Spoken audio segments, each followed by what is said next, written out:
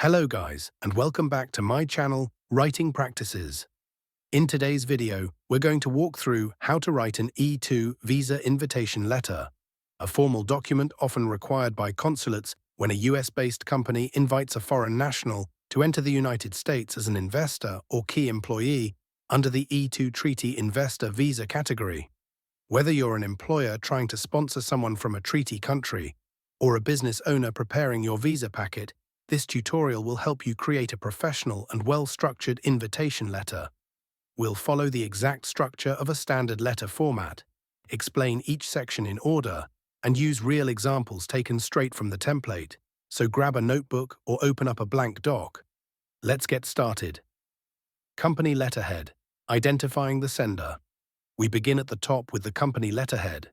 This is the official identifier of your company and should include the following details: company name, street address, city, state, zip code, email address, phone number, website URL. The letterhead gives your letter legitimacy. It's essentially your professional stamp. When visa officers see a clearly formatted letterhead, it tells them this is an official document coming from an established US business. Make sure this part is centered at the top or aligned neatly to the left, whichever suits your branding style. You can use your official letterhead template if your company has one, or you can format these details manually. Date, when the letter was written. After your letterhead, drop down and include the date of the letter. This should reflect the day you're writing or sending the letter, not the date you plan to submit the visa application. For example, you can write June 29, 2025. It's a small section, but very important. Visa officers will need to know that the information in the letter is current and relevant to the timing of the application process. Recipient details, addressing the embassy. Now let's move on to the recipient information, which is directed to the US Embassy or Consulate, where the applicant will be submitting their E-2 visa application. Here's how to format it. To US Embassy or Consulate Non-Immigrant Visa Unit Embassy or Consulate address, city, country. This shows the letter is being addressed formally and properly. You must be accurate here. Make sure to research the correct consulate address in the applicant's country of residence. Subject line, clearly stating the purpose. Next up is the subject line. This is a single sentence that tells the visa officer exactly what the letter is about. Keep it short and clear. For example, subject, E-2, visa invitation letter for John Doe. Use the full name of the applicant as it appears in their passport. This helps the consular officer quickly connect your letter to the visa application file. Salutation, professional and formal greeting. Now comes the salutation.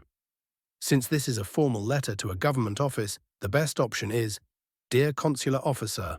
Avoid using specific names here. Generic titles work best and are expected for this type of correspondence. First paragraph, confirming the invitation. Now we enter the body of the letter, starting with the opening paragraph. This is where you clearly state the reason for writing. Here's what it typically looks like. I am writing to confirm that company name, a business established and operating in the United States, is inviting full name of applicant, a national of treaty country, to the United States under the E-2 treaty investor visa category. In this paragraph, you introduce your company and confirm that you're inviting the applicant. You also specify that the invitation is for the E-2 treaty investor visa. This detail is crucial because consular officers handle many types of visas. Clarifying the visa category right away avoids confusion. It's also important to include the applicant's full name and nationality because E-2 visas are only available to citizens of countries that have a treaty with the United States. So this line tells the officer who is being invited, by whom, and for what purpose. Second paragraph, introducing the company. The second paragraph is where you give more background on the company itself. Let's take a look at the example from the template. Our company name, was established on date in city, state, and is actively engaged in brief description of business activity. We have made a substantial investment in the US economy and are committed to developing and expanding our business operations. This paragraph establishes your company's legitimacy as a US-based enterprise. Mention when the business was founded, where it's located, and what it does. You should also emphasize that a substantial investment has been made, since that is a key requirement of the E2 visa. For example, our company, Bright Tech Solutions, was established on March 1, 2021, in Austin, Texas, and is actively engaged in developing custom software for the healthcare industry. We have made a substantial investment in office infrastructure, staffing, and product development, and we are committed to expanding our market share in the US over the next 2 years. By describing your operations and investments, you're showing the consulate that this is a legitimate and active business that qualifies for E2 sponsorship. Third paragraph, explaining the role and responsibilities. This is one of the most important parts of the letter. In this paragraph, you explain why the applicant is being invited and what role they will play in your business. From the template, we are inviting applicant's name to enter the United States to take on the role of job title. In this capacity, he or she or they will be responsible for overseeing critical aspects of the business, including responsibilities. You need to state the position title and outline what the person will actually do. Avoid being vague. You should mention responsibilities like strategic planning, managing operations, or handling financial decisions, anything that highlights the applicant's integral role. Let's look at an example. We are inviting John Doe to enter the United States to take on the role of Business Development Director. In this capacity, he will be responsible for forming strategic partnerships, overseeing market expansion, and managing client acquisition in the Southeast region. This part shows that the applicant isn't just a passive investor. They're actively involved in running and growing the business, which is vital for E2 eligibility. Fourth paragraph, justifying the applicant's qualifications.